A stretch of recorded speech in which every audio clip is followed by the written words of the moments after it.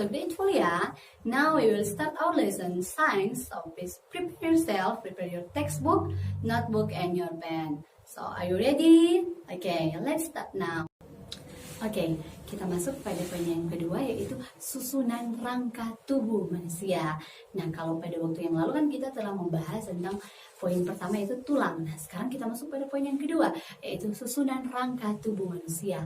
Nah, rangka ini berfungsi untuk memberi bentuk tubuh, melindungi organ dalam tubuh, menegakkan tubuh, tempat melekatnya otot, dan tempat menyimpan mineral. Nah, rangka manusia ini dibagi menjadi rangka aksial atau sumbu tubuh dan rangka apendikuler. Nah, atau anggota tubuh. Nah, kita masuk pada poin yang pertama, bagian A, yaitu rangka aksial. Nah, seperti apa rangka aksial? Rangka aksial ini merupakan jenis rangka yang tidak langsung terkait dengan sistem gerak. Karena itu, tugasnya itu adalah melindungi organ-organ yang berada dalam tubuh. Misalnya otak, jantung, paru-paru, dan organ dalam lainnya.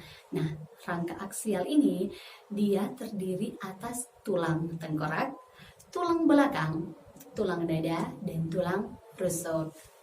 Oke, nah di sini kita masuk ya poin-poin. Tadi kita sudah membahas di dalam tulang rangka aksial ada beberapa tulang ya. Nah, sekarang kita akan bahas yang pertama, itu tulang tengkorak. Nah, tulang tengkorak itu sebagian besar tersusun atas tulang pipi. Nah, tulang-tulang tersebut akan bersambungan sedemikian rupa hingga membentuk rongga. Nah, di mana tulang tengkorak ini berfungsi melindungi otak, organ pendengaran, dan organ penglihatan. Nah, tulang tengkorak terdiri atas tulang tempurung kepala, tulang wajah, dan telinga. Oke, nah ini kalian bisa lihat di sebelah sini ada gambar dari tulang tengkorak.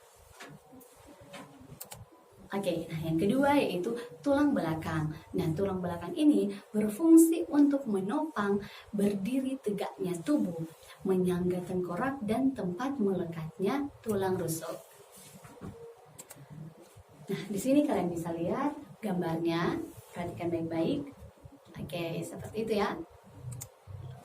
Nah, selanjutnya yaitu bagian ketiga, yaitu tulang dada dan rusuk. Nah, tulang dada itu berbentuk seperti pisau belati.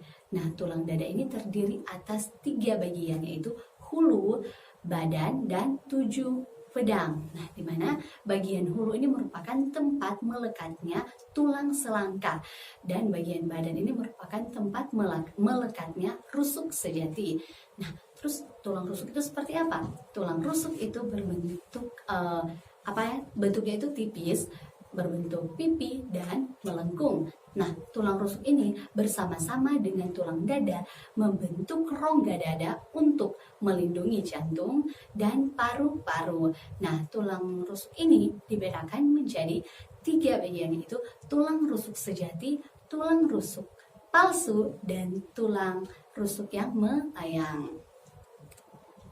Nah, di sini kita akan masuk pada bagian B, yaitu rangka apendikular. Tadi kita sudah belajar tentang rangka aksial. Nah, sekarang kita akan belajar tentang rangka apendikular.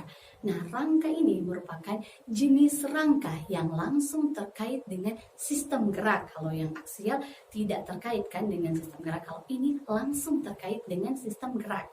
Di mana rangka apendikular ini terdiri atas rangka bagian atas dan bagian bawah. Nah, rangka apendikular bagian atas ini dia terdiri dari tulang bahu, tulang lengan atas, dan tulang lengan bawah.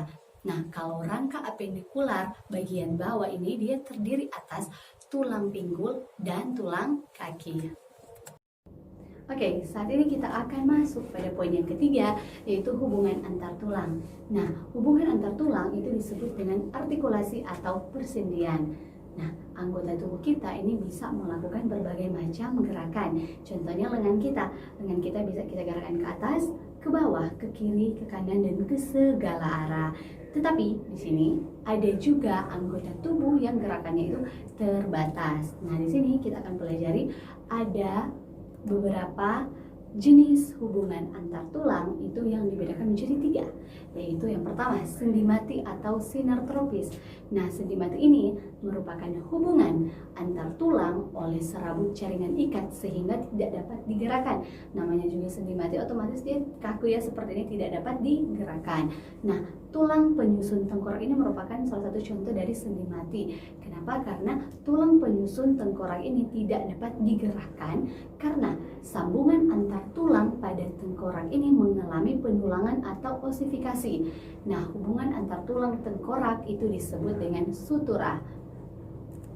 Nah, yang kedua yaitu sendi kaku atau amfiartrosis. Jadi sendi kaku atau amfiartrosis. Nah, sendi kaku ini merupakan hubungan antar tulang yang dihubungkan oleh kartilago atau tulang rawan sehingga memungkinkan terjadinya gerakan secara terbatas. Contohnya, sendi antar ruas tulang belakang, sendi antara tulang rusuk dan tulang dada, serta sendi antara tulang betis dan tulang kering. Nah, jadi kalau berbicara tentang sendi kaku, otomatis kalau kaku, sendi kaku, pergerakannya itu terbatas atau kaku ya, seperti ini, tidak bebas seperti lengan ya, bisa kita putar ke kiri ke kanan ke segala arah. Nah, kita masuk selanjutnya yaitu sendi gerak atau diartrosis. Nah, sendi gerak ini merupakan sendi yang tidak dihubungkan oleh jaringan ikat sehingga tulang dapat digerakkan secara bebas seperti lengan ini ya contohnya. Nah, struktur sendi gerak ini tersusun dari mangkuk sendi, bongkol sendi, terus ada pembungkus sendi dan cairan sendi. Nah, sendi gerak ini dibedakan menjadi sendi putar, sendi engsel, sendi pelana, dan sendi peluru. Kita akan bahas di sini poin per poin. Pertama, sendi putar.